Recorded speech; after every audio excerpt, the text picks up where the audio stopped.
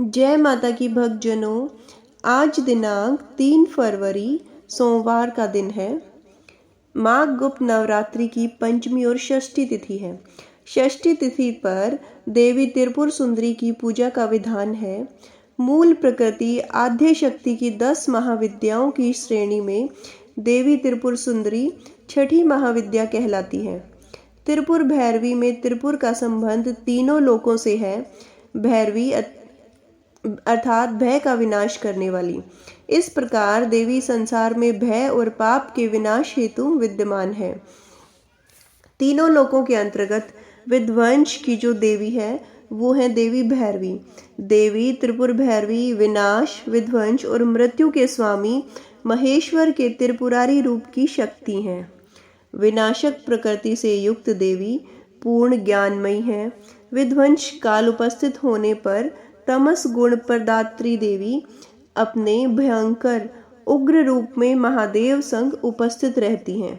इनकी उपासना से सभी बंधन दूर हो जाते हैं। यह उपासना भवबंधन मोचन कहलाती है। दुर्गा सप्तशती के अनुसार त्रिपुर भैरवी के उग्र स्वरूप की कांति हजारों उगते हुए सूर्य के समान है। धार्मिक कथाओं में इस बात का वर्णन है कि माता त्रिपुर भैरवी की उत्पत्ति महाकाली के छाया विग्रह से हुई है। दिगंबरा देवी श्यामल वर्ण की 3 नेत्रों से युक्त हैं और मस्तक पर अर्ध चंद्रमा धारण करती हैं। गले में सर्पों और नरमुंड की माला धारण किए हुए हैं। काले लंबे खुले केश।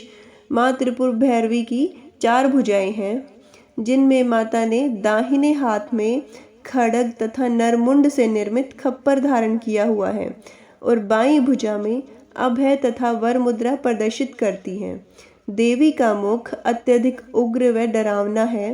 देवी का प्राकट्य मृत शरीर से है।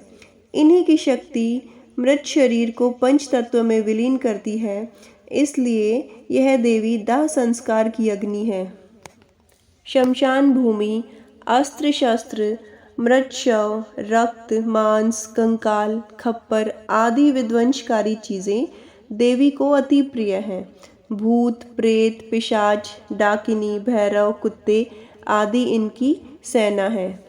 सौम्य रूप में माँ त्रिपुर सुंदरी लाल वस्त्र और गले में मुंडमाला धारण किए हुए हैं। समस्त शरीर पर रक्त चंदन का लेप है। दाहिने भुजा में जापमाला और पुस्तक धारण किए हुए हैं। बाएं भुजा में वर और अभय मुद्रा प्रदर्शित करती हैं और कमल के आसन पर विराजमान है। इन्होंने ही 18 भुजा युक्त दुर्गा रूप में मधु का पान कर महिषासुर नामक दैत्य का वध किया था। माँ कालिका स्वरूप देवी भैरवी अनेक रूपों में विद्वान है, जैसे त्रिपुर भैरवी, चैतन्य भैरवी, सिद्ध भैरवी, भुवनेश्वर भैरवी, संपदा पर्द भैरवी, कमलेश्वरी भैरवी, कोलेश्वर भैरवी, कामेश्वरी भैरवी, नित्या भैरवी, रुद्र भैरवी, भद्र भैरवी तथा षटकुटा भैरवी आदि। देवी त्रिपुर सुंदरी के प्राकट्य की कथा। एक बार जब देवी काली के मन में आया कि वह पुनः अपना गौर वर्ण प्राप्त कर ले, तो यह सोचकर देवी अंतर्ध्यान हो जाती हैं।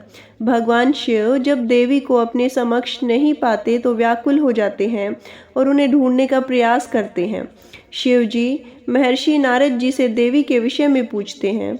तब नारद जी उन्हें देवी का बोध कराते हुए कहते हैं कि शक्ति के दर्शन आपको सुमेरु के उत्तर में हो सकते हैं। वहीं देवी के प्रत्यक्ष उपस्थित होने की संभावना हो सकती है। तब भोले भगवान की आज्ञा अनुसार नारद जी देवी को खोजने के लिए वहां जाते हैं। महर्षि नारद जी जब वहां पहुंचते हैं तो देवी से शिवजी के साथ विवाह का प्रस्ताव रखते हैं। यह प्रस्ताव सुनकर देवी क्रुद्ध हो जाती है और उनकी देह से एक अन्य षोडशी विग्रह प्रकट होता है और इस प्रकार उससे छाया विग्रह त्रिपुर भैरवी का प्राकट्य होता है। यह थी माता त्रिपुर सुंदरी के प्राकट्य की कथा। उम्मीद है आप लोगों को पसंद आई होगी। जय माता की। Thanks for watching.